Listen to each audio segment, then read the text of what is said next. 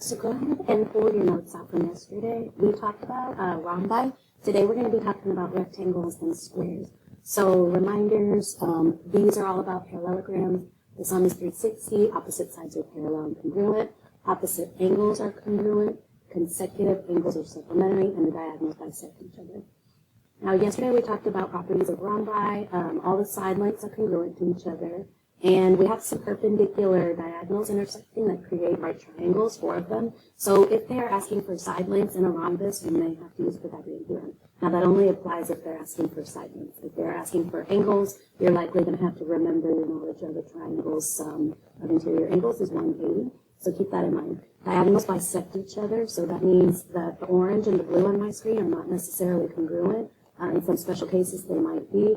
However, these diagonals bisect the big angle C into 2 equal parts. If you know one sliver of one of these angles, you can figure out the other 3 missing orange pieces, and you can actually figure out the blue pieces as well by using your knowledge of sums of quadrilaterals are 360. So hopefully all of this is starting to tie together. Now we did some examples. I'll leave this here for anybody that was absent. You can pause it. But today we're going to talk about rectangles and squares. So we've all seen rectangles before. We should know what one looks like. I drew a sketch here. Rectangle is a quadrilateral that has 4 right angles. That means each of these angles are 90 degrees. Go ahead and write that down.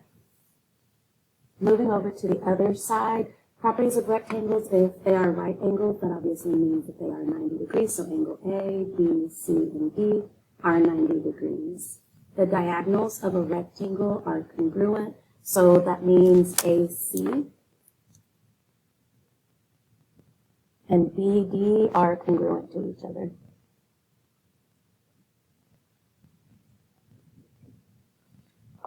Another thing to note is that these diagonals, since they are congruent to each other, notice my tick marks. I did them up here on purpose. The diagonals, they actually form 4 isosceles triangles. So notice this top triangle. They have equal side lengths here, and that means the base angles are also going to be congruent. So just to remind yourself of properties of isosceles triangles, they have 2 congruent sides and 2 congruent base angles. The 2 angles that are formed at the vertex are complementary to each other. So that means these 2 right here, this is angle DAB and angle CBA. Those are going to be complementary. If you forgot what complementary means, that means they add up to 90 degrees.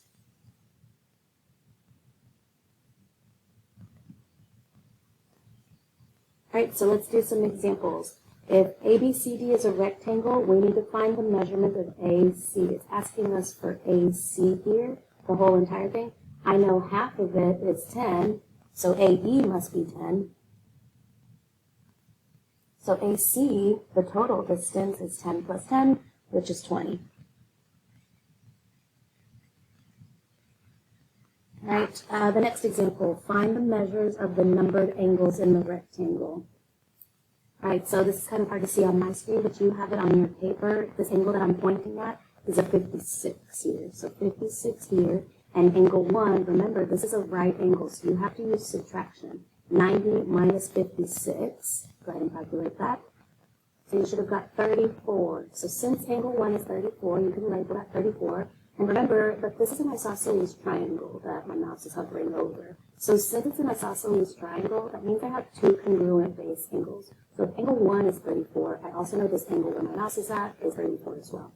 So I labeled my 2 angles 34 and 34. I know they're a little blurry, but those are 34s. And then I highlighted this triangle as best as I could here. I need to use my knowledge of triangles. 180 minus 34 minus 34 is going to give me angle 2. So I calculated angle 2, and that's going to be 112 degrees. Let me try and focus this a little bit better. But remember, angles 2 and 3 are linear pairs. So go ahead and do 180 minus angle 2 to get angle 3.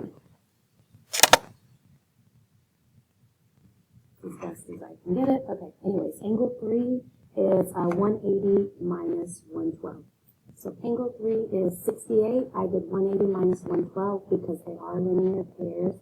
Now, you notice how a lot of this stuff is not going away. Linear pairs, we learned in chapter 1, if they are side by side and sitting on a straight line, they are supplementary to each other. That is why I just did that.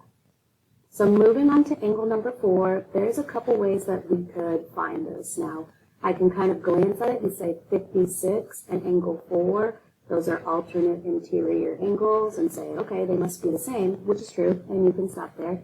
But I can also say, okay, this is 34, which means this angle here is complementary because they form a right angle. So 90 minus 34, we found that earlier, which was 56. 56 would go here. And then again, this is an isosceles triangle, so angle 4 would be 56. So a couple of different ways that you could do that. It's totally up to you which way you decide. Now, I just like glancing at it and saying alternate interior angles are congruent, so angle 4 is 56. But if you are not strong on recognizing that, then I would say, okay, do 90 minus 34 to get this angle where my mouse is, which is 56. And then I've got an isosceles triangle, so angle 4 is also 56.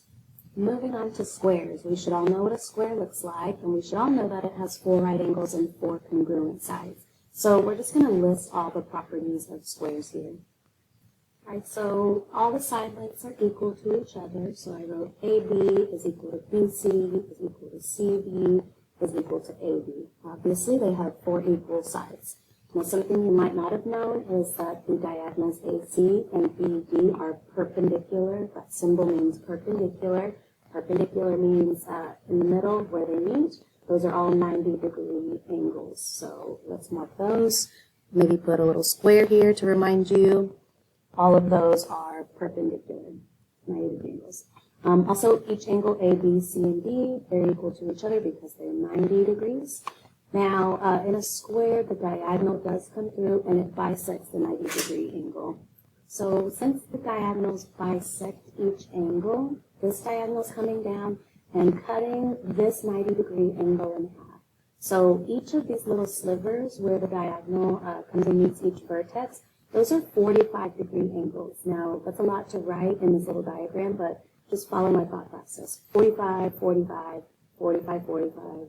45, 45, 45, 45, because that diagonal is coming through and cutting the 90-degree angle in half. All right, so examples. This is a square. Find the measurement of SQE.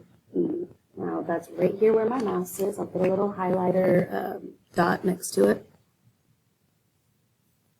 All right, like I just mentioned, since the diagonals bisect this 90-degree angle, that's going to be 45 degrees.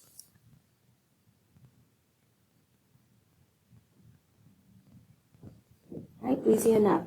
Now, this one has us dealing with side lengths. This is a diagonal. The diagonal is one line that's being bisected by another diagonal, so that creates 2 equal pieces, which means 4x is equal to 12. All right, so since 4x is equal to 12, divide by 4 on both sides, and you get x is equal to 3. Now, you have the remainder of the period to work with your partner on the worksheet I gave you yesterday. Yesterday, you guys did rhombus questions, which were 8, 9, and 10, 15, 16, 17. You have the rest of the period to work on 1 through 7, which is all about rectangles. Looks like this. And then the square problems, which are 11 through 14. So it does talk about perimeter. If you need help, let me know, and I'll come around with them.